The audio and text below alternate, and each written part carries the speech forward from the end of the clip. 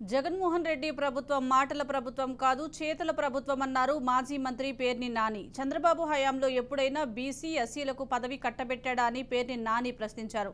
కమ్మ సామాజిక వర్గానికే చంద్రబాబు పదవులు కట్టబెట్టారని అన్నారు. జగన్ ముఖ్యమంత్రి అయ్యాక ఎన్నడూ ఊహించని కులాలను రాజ్యసభకు పంపారన్నారు. చంద్రబాబు హయాంలో ఎప్పుడైనా ఇతర కులాలకు చెందిన వారిని రాజ్యసభకు పంపారా అని పేర్ని ప్రశ్నించారు. ఏలూరు కలెక్టర్ గారు రావాలి అనేది ఏం రూల్ కాదండి. Either collector or joint collector ఎవరో ఒకళ్ళు అటెండ్ అవ్వాలనేది ఆల్రెడీ చీఫ్ సెక్రటరీ గారు కూడా చెప్పారు.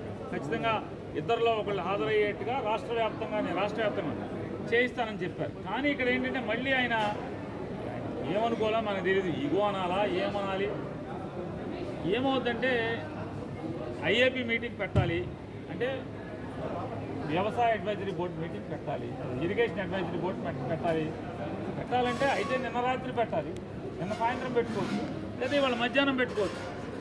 కావాలని ఇదే రోజు పొద్దున పూట పెట్టి ఇరిగేషన్ ఎస్సీ రాడు, ఆర్డబ్ల్యూఎస్ ఎస్సీ ఇక్కడికి రాడు అంటే ఏలూరు ఎస్సీనే కృష్ణా జిల్లాకు కూడా ఇన్ఛార్జిగా ఉన్నాడని చెప్తున్నారు, అడిషనల్ ఛార్జ్. అన్నప్పుడు ఇట్లా ఒక 5-6 డిపార్ట్మెంట్ వాళ్ళు రాకుండా రివ్యూ చేయడం అనేది కరెక్ట్ కాదు. కాబట్టి ఆ విభాగాలని సప్లిమెంటరీ మీటింగ్ పెట్టండి. మళ్ళీ ప్రత్యేకించి ఆ విభాగాలు మాత్రమే జడ్పీటీసీలను ఎంపీపీలను పిలిచి మీరు మీటింగ్ కన్వెన్స్ చేయండి అని చెప్పని కృష్ణా కలెక్టర్ గారికి జడ్పీ చైర్పర్సన్ గారిని రిక్వెస్ట్ చేయడం జరిగింది. గత మీటింగ్లో కూడా ఆయన జిల్లా కలెక్టర్ గారు రావట్లేదంటే జేసీ గారు కానీ కలెక్టర్ గారు కానీ ఇద్దరు రాకపోతే మేము ఎవరూ రావాల్సిన పని లేదు ఆయన అన్నాడని చెప్పని నేను చీఫ్ సెక్రటరీ గారిని కూడా తెలిసాను. కలెక్టర్ గారే నాకు ఫోన్ చేశారు.